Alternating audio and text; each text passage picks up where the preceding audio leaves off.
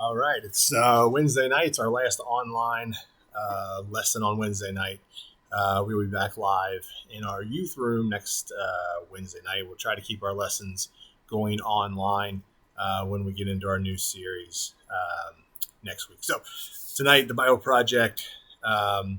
What is an apocalypse? We hear this all the time.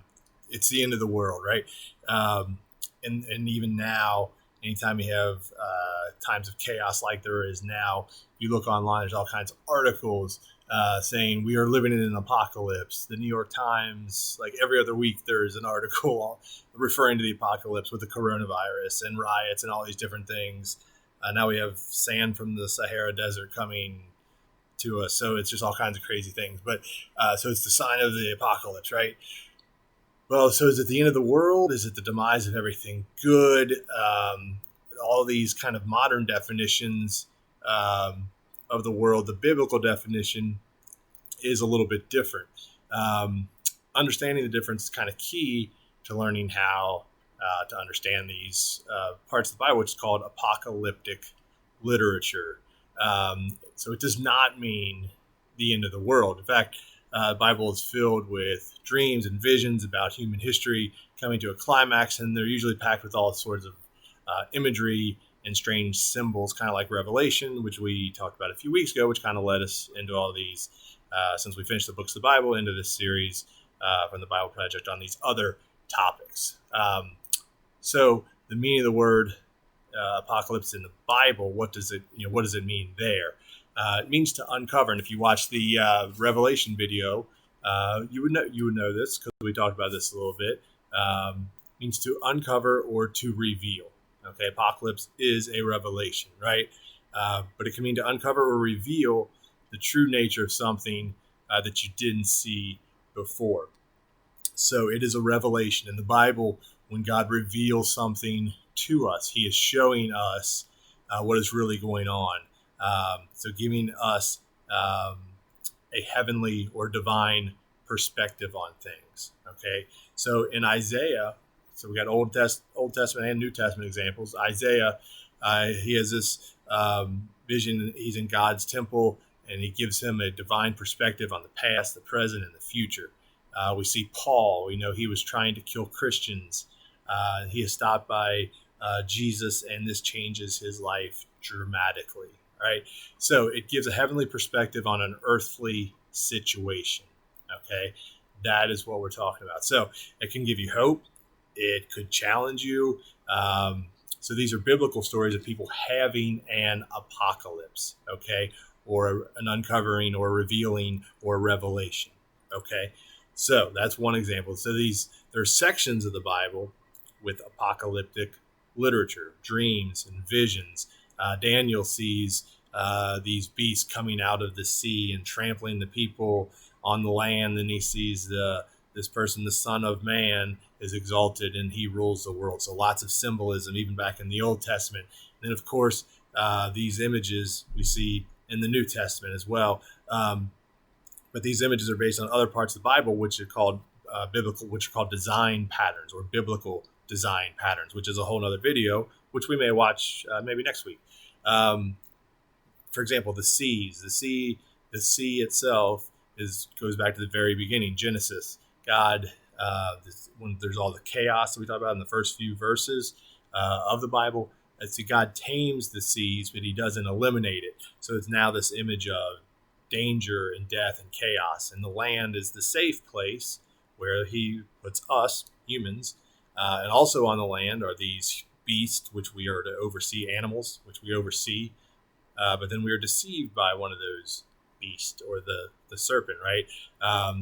So all kinds of these different design patterns throughout the Bible. We'll talk about some more of those here in just a minute that tie into this.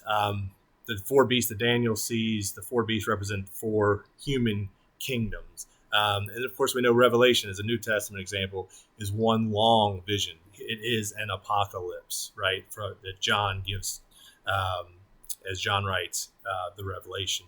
So John sees. We talked about this again if you watched the video on Revelation a few weeks ago. John sees a lamb which is another design pattern, the lamb. Jesus is the bloody lamb in Revelation. He's the sacrificial lamb from Israel's past and the Passover. So we see the lamb. The lamb itself is another design pattern we see throughout the Bible. And of course, the lamb, Jesus, gives his life for the sins of the world. And of course, also in Revelation, there's the beastly dragon, the spiritual power that energizes all of the earthly empires, all evil.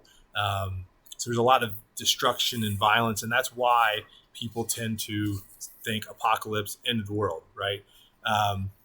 The other imagery we talked about, the 3 sets of 7, which again is another design pattern, connects the stories, the seals, the trumpets, and the bowls. 7 seals, 7 trumpets, 7 bowls, connects the flood and the plagues and the exile to Babylon.